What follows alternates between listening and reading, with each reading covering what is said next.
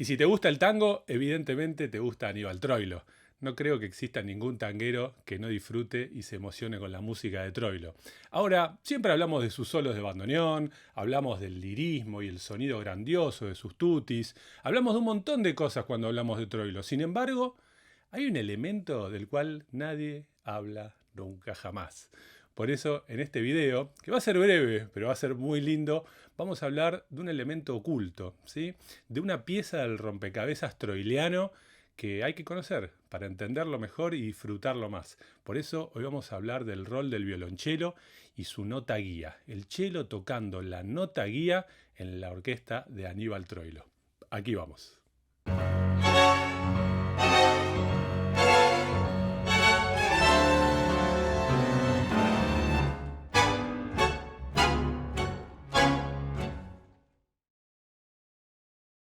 Hola amigos y amigas del tango, bienvenidos y bienvenidas una vez más a los estilos fundamentales del tango. Hoy nos vamos a meter con un elemento pequeño, chiquito, pero precioso. Un elemento mínimo pero realmente lindísimo que mucho tiene que ver con ese sonido que tanto disfrutamos de la orquesta de Aníbal Troilo. Antes de eso, quiero contarles que preparé una guía en PDF a propósito de la orquesta de Aníbal Troilo y todas sus distintas épocas. Un trabajo que es breve, pero realmente muy profundo en su análisis, a propósito del desarrollo de la orquesta a través del tiempo, también una descripción de los distintos elementos musicales y estilísticos que definen el estilo de Troilo y que fueron un poco cambiando, ¿no?, a través de su evolución. Lo pueden descargar en forma gratuita en el link que está debajo de este video. Se lo bajan, lo miran, lo disfrutan, después me cuentan qué les pareció. Estoy seguro que les va a ayudar a entender mejor este estilo, a acercarse a su música, a su magia, a su lirismo. Y después, si quedan dudas, me las hacen saber. Bienvenidas todas las preguntas y dudas que puedan tener. Dicho esto, hoy quiero que hablemos de la nota guía en el cello. La nota guía en el cello de Troilo realmente es algo que es bastante particular, que es en algún punto divertido, ¿no? Cuando uno no lo escucha y después pasa a escucharlo. Si te lo explican, lo escuchás.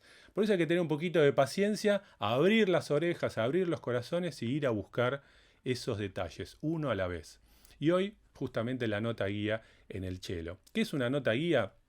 Una nota guía es una línea melódica muy básica, ¿sí?, que se desprende de la armonía, de los distintos acordes que están sonando en ese momento, y que, como les decía, es una línea muy básica, no tiene un desarrollo melódico de gran valor, no llega a ser, digamos, un contracanto que uno realmente quiera seguirlo con mucha atención, sino que más bien pasa a ser como un aporte tímbrico, ¿no?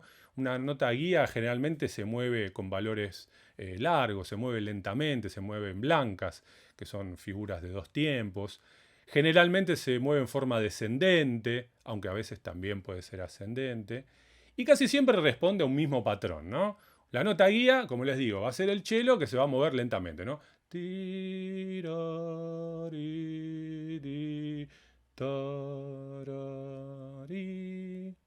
Sencillito, desprendiéndose la armonía. ¿Pero en qué contexto? Prácticamente siempre lo vamos a escuchar en un contexto en el cual la melodía rítmica la toca el resto de la cuerda con los bandoneones y la base rítmica toca marcato en 4. Aunque también puede ser que suceda en un contexto en el cual la base rítmica toque síncopas, ¿no? En todo caso, aquí el cello, en vez de seguir al resto de la fila tocando la melodía rítmica, se va a despegar para tocar esta nota guía. Escuchemos un ejemplo y después continuamos con la explicación. Después, Troilo de los 40, por supuesto, en la versión de Marino, en un fragmento instrumental. Escuchemos.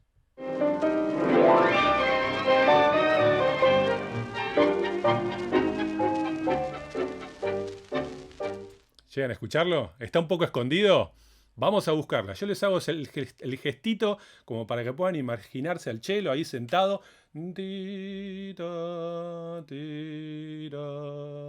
Creo que son esas las notas incluso. A ver, escuchemos.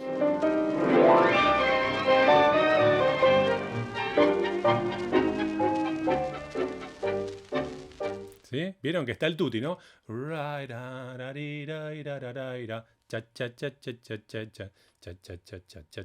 Cuando sucede, se cambia del tutti melódico a la melodía rítmica, ahí aparece el cello que se despega del resto de la cuerda para hacer esa nota guía en forma descendente.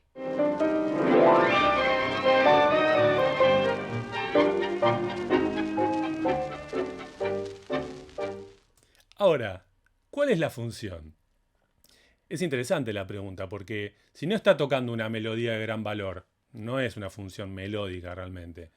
Ahora, participa de la armonía, pero sin agregar tensiones. Toca notas muy básicas del acorde que, en el cual sucede, ¿no? Entonces, si no agrega tensiones, no tiene un rol de enriquecer la armonía realmente. Y entonces, ¿cuál es el aporte? Bueno, el aporte es tímbrico, ¿sí? Justamente porque ese timbre se despega del resto y bueno, hace un aporte donde agrega otro elemento que es bonito, que es lindo.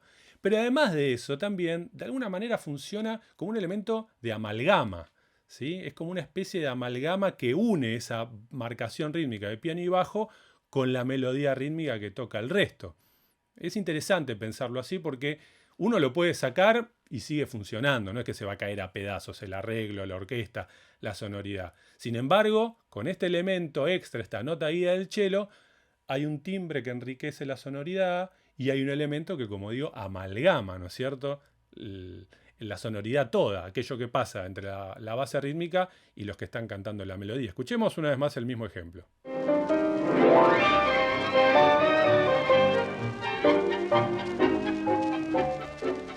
¿Sí? Vamos a escuchar otro ejemplo ahora. La noche que te fuiste. Troilo, en este caso, en un tema que canta Floreal Ruiz, por supuesto.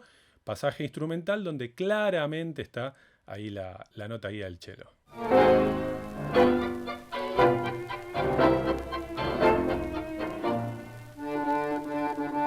Bien. Bueno, en este ejemplo, en vez de ser la marcación en 4, la base rítmica toca síncopa tierra, son síncopas sucesivas incluso, pero se despega el cello para hacer esa nota guía, enriqueciendo desde lo tímbrico y además amalgamando a toda la orquesta. Una vez más.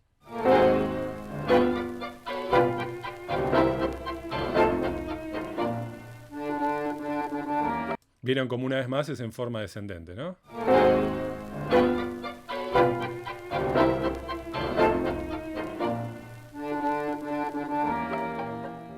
Claro que si uno piensa en el cello, el violonchelo en el tango, hay que hacer un poquito de historia, ¿no?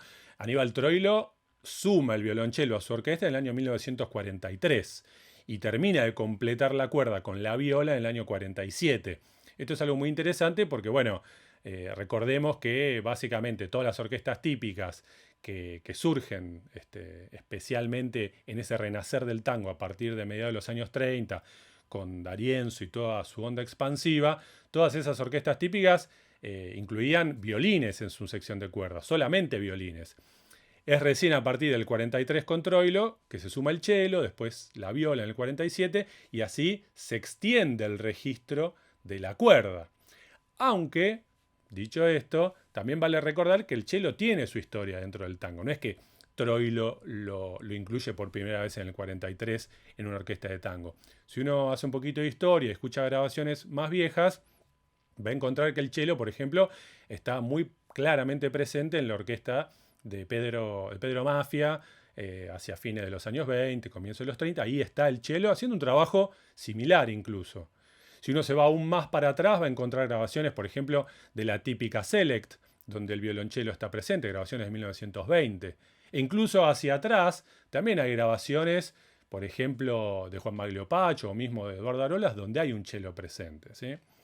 Entonces, el tango viene incluyendo el cello desde hace muchísimo tiempo. Pasa que en ese auge, esa explosión de creación y de éxito masivo que son los años 40, es la orquesta de Troilo quien por primera vez, digamos, en ese momento, en ese contexto de grandes orquestas típicas bailables, vuelve a incluir el cello en el año 43. Escuchemos un ejemplo más de la nota guía aquí en el tango, un tango para Estercita.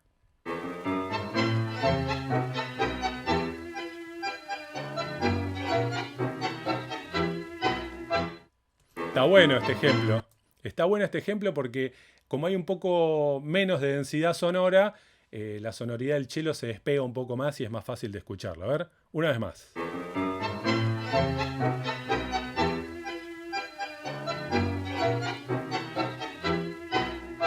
Se dan cuenta que en todos los ejemplos que escuchamos hoy, los patrones son todos los mismos, ¿no? Melodía rítmica, bandoneones y cuerda, base rítmica en marcato o síncopa, Y el cello se despega con una nota guía muy básica, en estos 3 ejemplos al menos, siempre en forma descendente. Escuchemos una vez más un tango para Esthercita.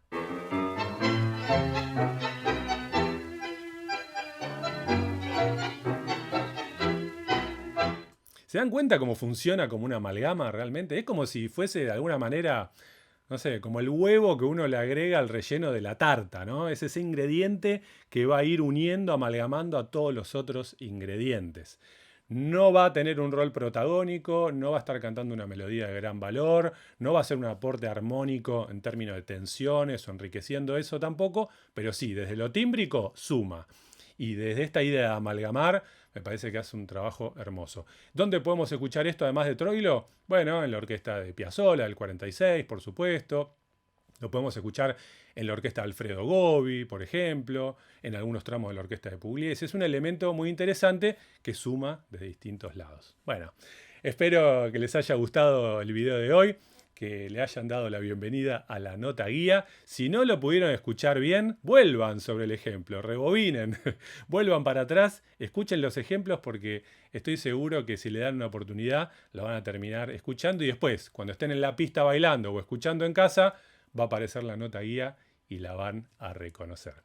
Un abrazo para todos, nos vamos a reencontrar en el próximo video y no se olviden de descargarse la guía gratuita, el PDF que preparé sobre el estilo de Troilo, contando las distintas épocas, los distintos elementos. Estoy seguro que los va a ayudar a disfrutar más de este estilo tan maravilloso. Hasta la próxima, un fuerte abrazo para todos y todas.